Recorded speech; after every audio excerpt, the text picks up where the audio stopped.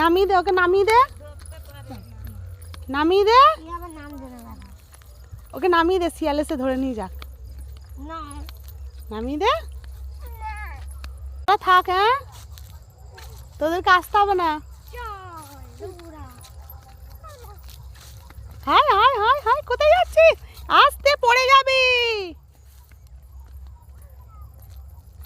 দেখো গাইস, তো আমরা তো মানে এর মধ্যে বাড়িতে থেকে আমরা তো শাক সবসময় কিনে খাই।